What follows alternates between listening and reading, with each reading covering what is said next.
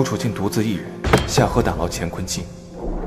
这虽是他一番心意，可世上能有什么比他的性命更珍贵？是我总让他陷入危险，让他难过。究竟如何才是真的对他好？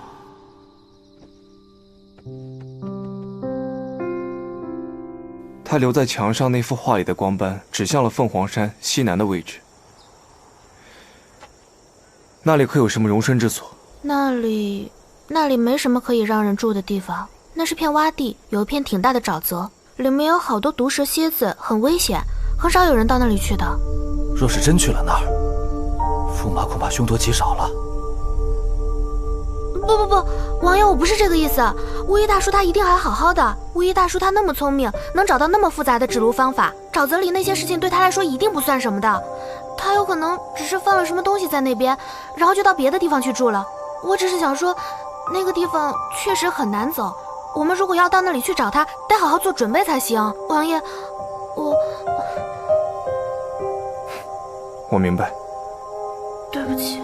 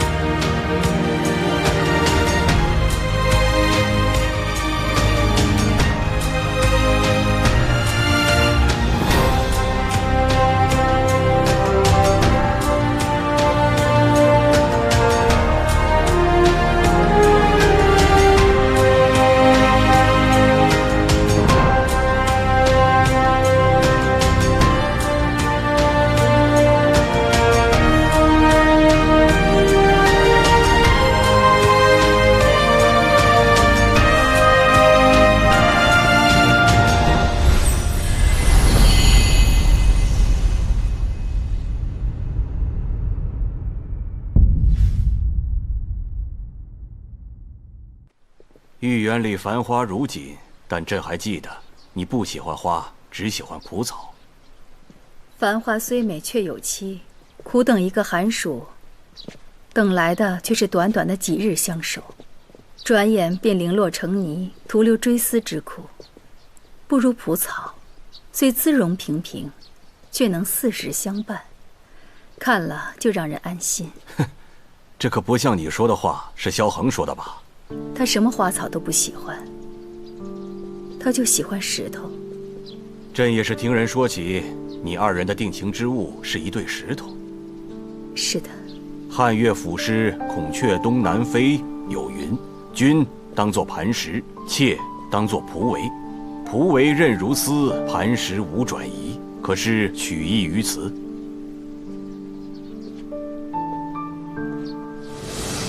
这是石头做的？对，石头。哪儿的石头？陈家中锦鲤池旁捡来的。你倒是肯说实话。你可还记得我是大唐的公主，连珠玉翡翠我都不稀罕，你居然拿自家锦鲤池旁的石头送我。臣之繁花虽美，可公主却独爱蒲草，便知道能让公主付出真心的，绝不是珠玉翡翠，而是一方磐石。你说的是汉乐府诗吧？君当作磐石，妾当作蒲苇。蒲苇韧如丝，磐石无转移。诗是好诗，只是一头不大好。大人莫不是要把你我比作焦仲卿与刘氏？臣不敢，容臣解释。公主请看，这蒲草多生于近水岸的浅水处，而浅水处多磐石。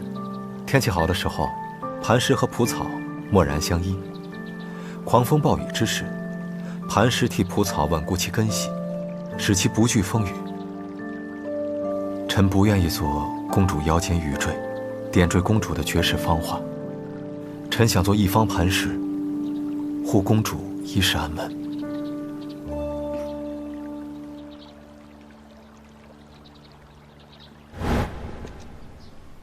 往日朕也是听人说起，你二人间谍情深，却不知情深至此啊。让陛下见笑了。萧恒为了大唐社稷所付出的一切，都是他为人臣子所该做的，锦于锦离，也当如此。只是难为你了。陛下若是觉得今日的西平还有些许值得怜悯之处，也恳请陛下以同样仁厚之心来垂怜冷月，莫让世上再多一个西平啊！如你所说，朕的臣子们全都不要娶妻生子了。西平，朕好心好意为萧锦离和冷月保媒，你身为李姓皇族，应该明白这是多么大的荣耀，你不要不识抬举。陛下，行了，萧锦离的生辰是什么时候？你这个当娘的总不需要回去再算上几天吧？既然八字你迟迟算不出个所以然来，那就拿着司天剑去算吧。西平遵旨。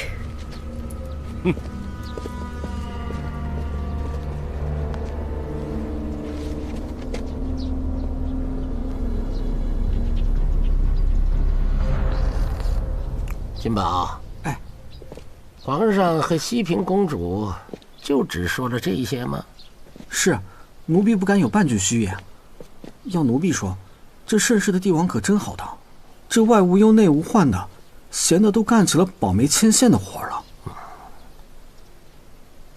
行了，你回去伺候吧。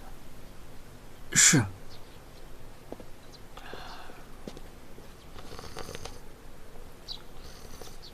师傅，皇上这2天不太对劲儿啊。你想啊，昨儿刚差人打听完萧家兄弟的生辰，今儿又跟西平公主那儿顾左右而言他，连生辰八字都当场问出来了。难不成皇上也想起了？想起什么？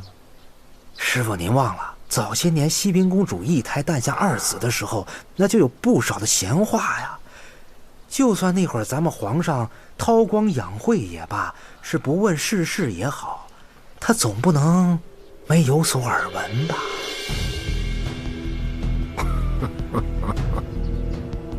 既提起那些闲话，你倒是让底下去查查呀。对了，让周汉去打听昌王的事，周汉怎么还没有消息啊？他就没有吗？这长安就这么大啊，这段时日足够他把长安翻个遍了，怎么还没有消息呢？师傅，您想啊，就周汉这人呐，您都没法说他，您都不知道整天拿着那赏钱他干什么呢？我头2天听说啊，见天的往这平康坊里头钻呢，8成啊，哼，打着您的旗号跟那风流快活呢。要不是你师哥当年去西南搜寻萧恒一去不回，也轮不到周汉这些废物来打着我的旗号。师傅，徒儿斗胆问您一句，您当真觉得我那师哥是仗着有身好功夫借机逃走，找个地方不管不顾的自个儿逍遥快过去了？哼哼，你总算长了2两脑子。事情没这么简单，这里边一定是有什么人在暗地里跟我作对。师傅，这作对之人不会就是那萧恒吧？您想，咱们最后一次得到他的消息是去黔南办事的人回来之后说发现了萧恒的踪迹，可是一晃这些年过去了，音信皆无。可要是萧恒的话也奇怪，您说咱给他大好前程不要，抛妻弃子的，他可图个什么劲儿呢？哎，一块块心病啊！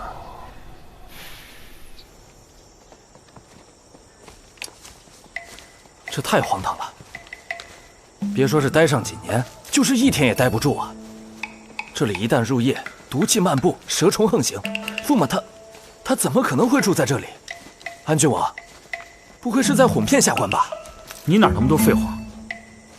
谭县城，我可警告你啊！再这么口无遮拦，我就让萧将军拿臭袜子堵住你的嘴。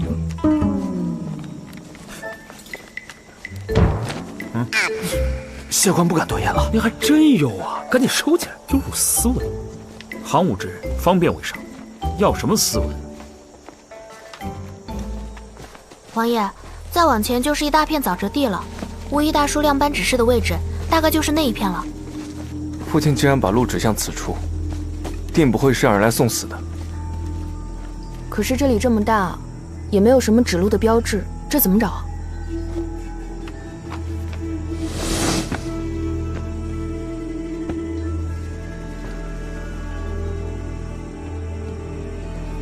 楚楚，你干什么呢？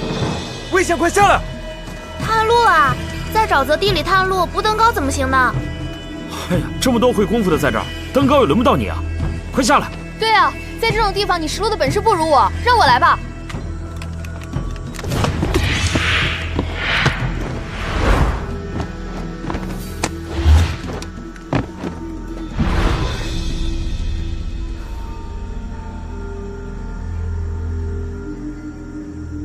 楚楚，你看那是什么？好像是3堆石头。这3堆石头以前就在这儿吗？我也是第一次来，以前从没见过。哎，你们在上面说什么呢？这也不像是什么动物的窝，倒像是坟。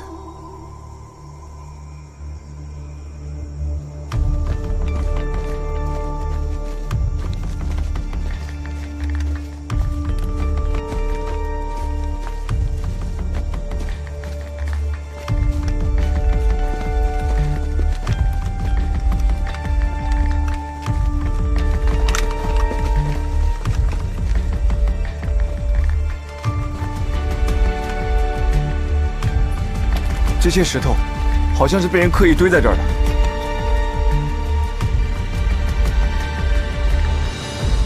王爷，这就是巫医大叔用来做棋子的那种石头。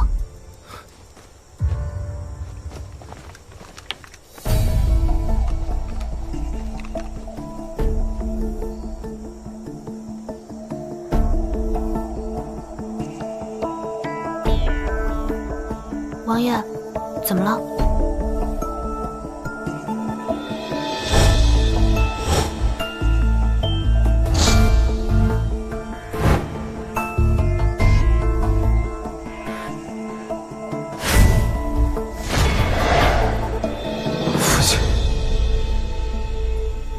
在泥潭里，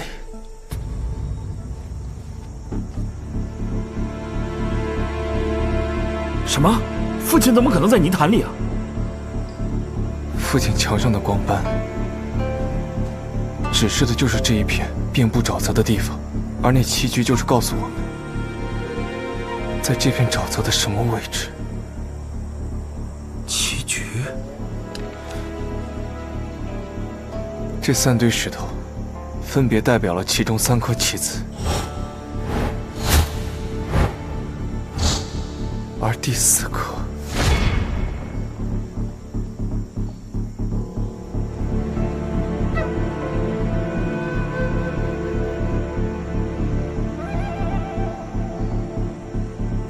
驸马爷，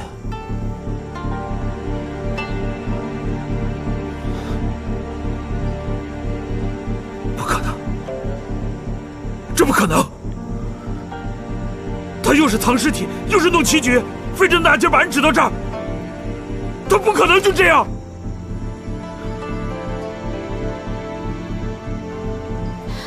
王爷，会不会这泥潭里只是巫医大叔想留下的线索？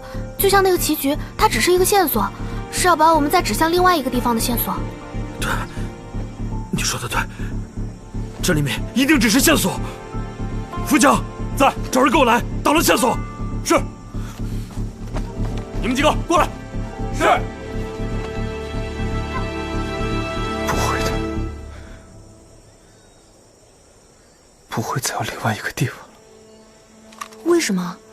我觉得楚楚说的有道理。驸马爷要是不想让人轻易找到他，那他多留几处线索，带人多绕几处弯也是有可能的。方才谭贵已经说过，这里一入夜就毒气弥漫，蛇虫横行。我们这些身强体健的人，从山外走到这里，且用了小半日的光景。父亲不良于行，从山外走到这里，再在此处校正位置，堆起这3堆石头，根本不可能在天黑之前再走出去。那他就不可能是多来了几次，每次就只干一点，然后时辰差不多就走了吗？不会的。他既然用如此复杂的棋局来隐藏指向这里的线索，说明这里对他来说至关重要，不想轻易让别人察觉。他若频频来此，就免不了被人察觉行踪，那之前在棋局上的苦心排布就全都白费了。可是，冷云，我们去其他地方看看吧。去其他地方干嘛？看看你就知道了。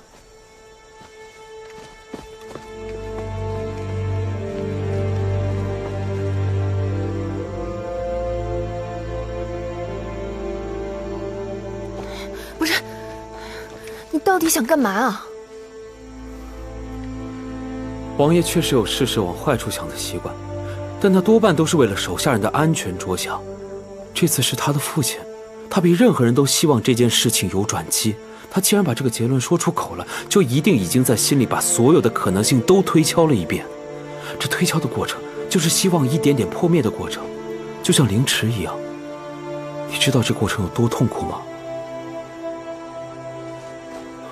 他多解释一遍，就多痛苦一遍。所以，如果你信得过他，就不要再问了。好，刚才确实是我太急躁了。那楚楚呢？他都明白。他跟王爷说的沼泽地里是线索那番话，他自己一个字都不相信。可是他从来都不会对王爷撒谎啊。没有人不会撒谎，只有愿不愿意，值不值得。那要是驸马爷真的死了，楚楚怎么办？你爹会放过楚楚吗？你放心吧，有我在，我一定不会让景家的人加害楚楚。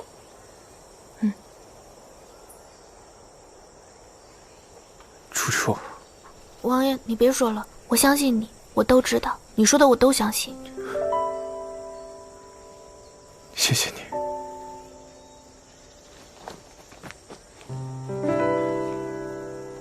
锦瑜，父亲真的在里面吗？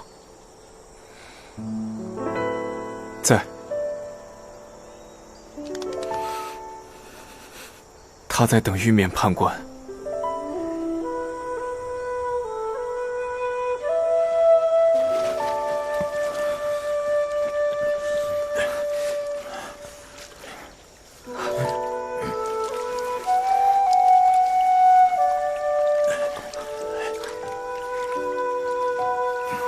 一个人沉在这泥沼之中，经历5年之久，还会剩下什么？一副白骨，还是连一副完整的白骨都没有了？王爷，你直说就是。难道就连碎骨都没有了吗？不是那样的，王爷，你还记得无一大叔藏在院墙里的那具尸体吗？大概会是那个样子。这种尸体在我们五座行里被叫做尸尸。尸尸？一般鱼虾螺贝之类的活物都很难在沼泽里生存，因为泥沼里丝毫不透气，特别容易保存尸骸，甚至比巫医大叔在墙中用的那些人为的方法还要保存得好。人裹上防水的油布沉进去，就好像被装进了天然的棺椁。将军，找到了，将军。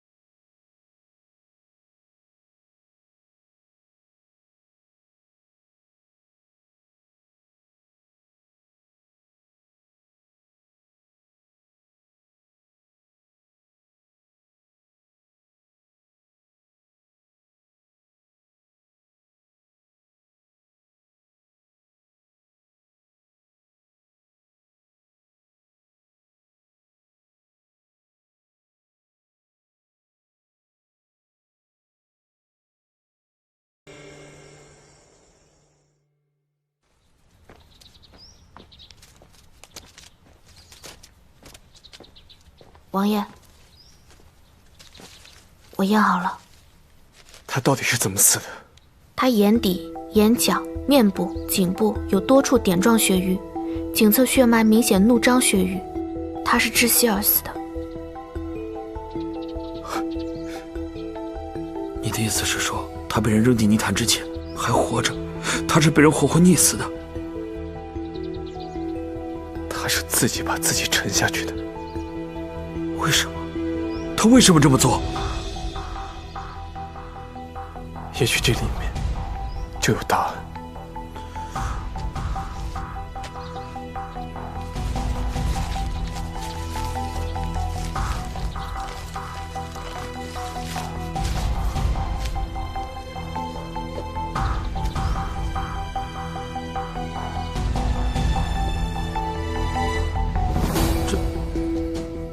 这些是什么意思啊？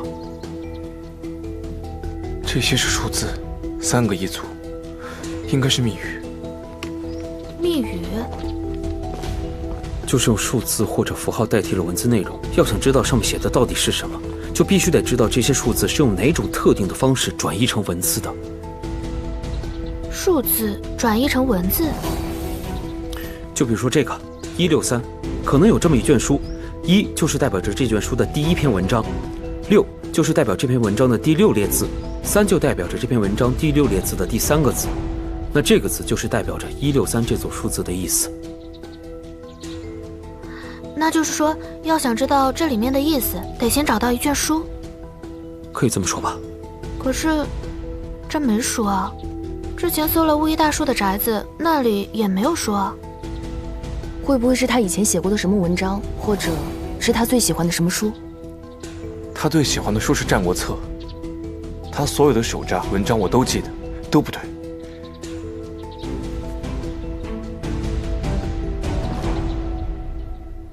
不对，母本不应该是和他有关的东西。从他栖身的宅院到找到他的遗体，他都没有留下任何有关于他旧时身份的线索。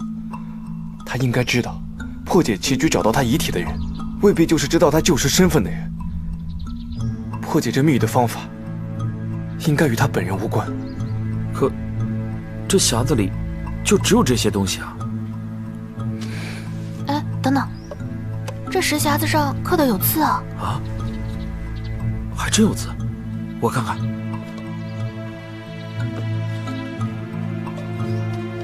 盖子上也有字，好像一首诗：桃花口，净水旁，柚子垂丝微澜皱，媚娘采。这个字我不认识。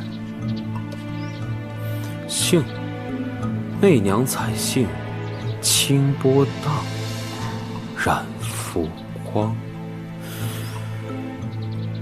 这匣子上也是诗：春花渐谢，夏夜宽，月沉横桥而宫穷。渭水怀秋，无尽愁怨薄云来。这是什么呀？灞陵伤别，多少相思烟雨中。这2首诗是什么意思啊？是解密的母本吗？这2首诗以前从来没听过，应该是驸马爷写的。可这顶多是打油诗，这不是驸马爷的水准。怎么就不是了？这些字一个比一个更难。一组3数，2首诗，这怎么解啊？2首诗才50几个字，这些数字和密语怎么样也得有100余字了吧？且不说这2首诗的字能不能解释出另外一组有意义的句子，光这字数就是不对的。景大人，这个字念什么？我刚才没听清楚。兴，跟高兴的兴同音。同样的音，反切注韵法。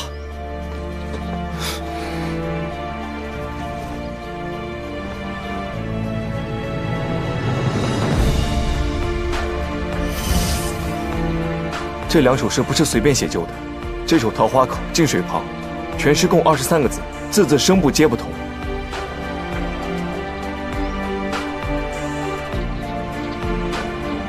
还有这首春花渐谢夏夜宽，全诗共36个字，字字韵部皆不同。这些3个为一组的数字，分别各代表一个声部诗里的字，一个韵部诗里的字和声调，这样就用反切注韵法，标注出一个字的读音。无名萧衡，乃文宗朝监察御史，今留此密文，望后世饱学而无畏之士，解鬼宅之谜，破残局，得无自陈之地，使此臣愿得见天日，还剑南忠义之魂，以清白之名。太和9年，文宗帝欲根除北司之火，吴封密旨宣剑南节度使陈英领兵入京策应，陈英接旨即行，却不料甘露失败，换党挟天子而屠群臣，臣应一众一师备无不犯。陛下圣谕，剑南节度使吴兆起兵，率兵谋反，就地诛灭。上！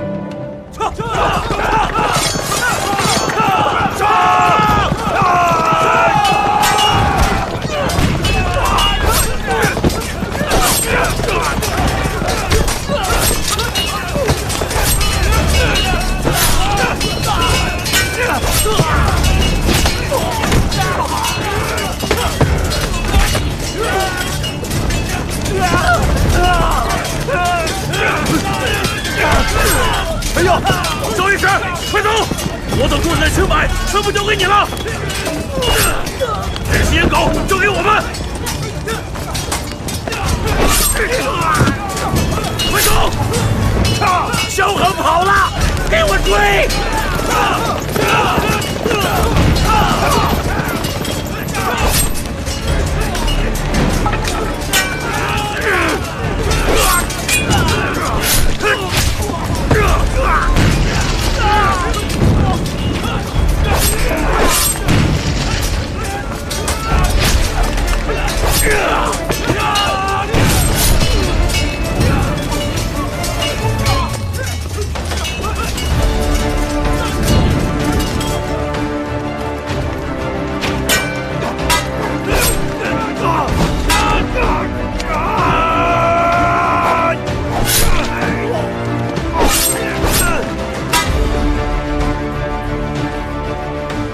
吴邪密旨突围，却遭围堵重伤，不得已跳崖，以求死地后生。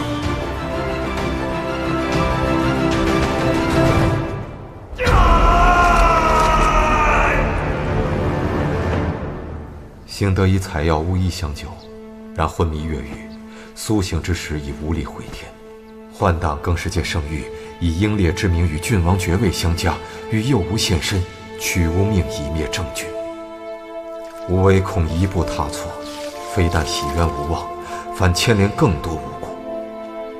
无奈之下，在巫医染病西归后，乘其衣钵，藏居于关岭县平乐镇，以图后事。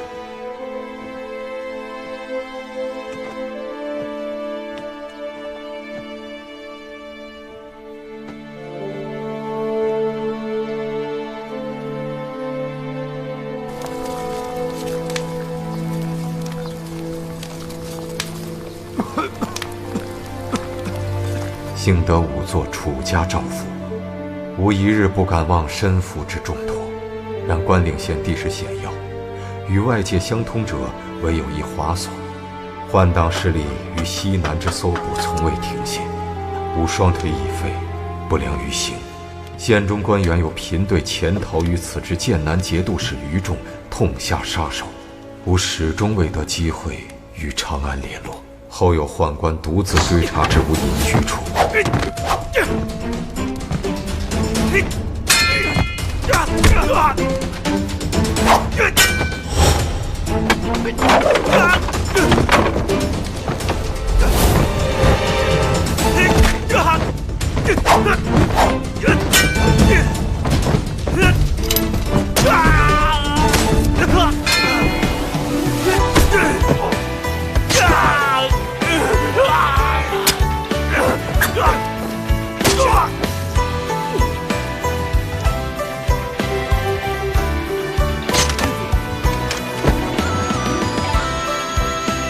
吾侥幸杀者，藏其尸首于凶器院中墙内，以为存证。奈何残躯病体每况愈下，时日无多，虽心有不甘，却未能作此安排。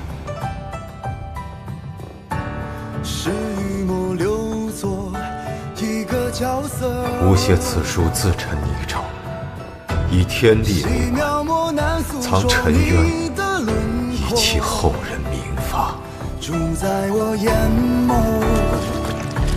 星夜长河，不舍得去拆解这一段焦灼。风基座，一腔骨骼，铲雪柔炼成枷锁，凝结琥珀，一生拉扯，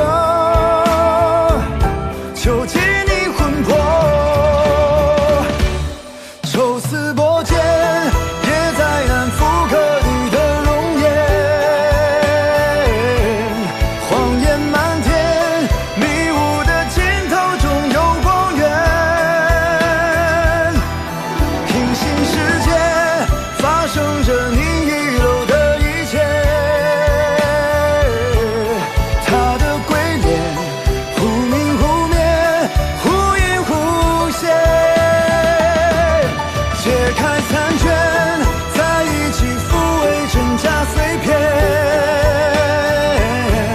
结局危险，别合上故事最后一页，平行世界断裂的答案依次串联，好戏上演，终点已是起点。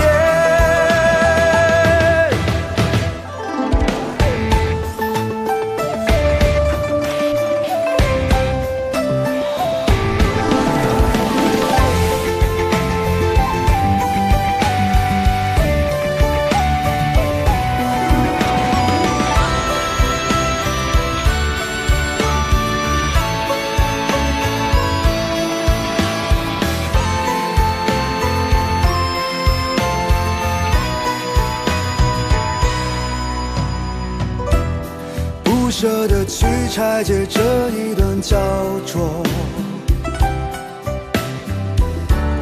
风雨莫基座，一腔骨骼，铲雪柔炼成枷锁，凝结琥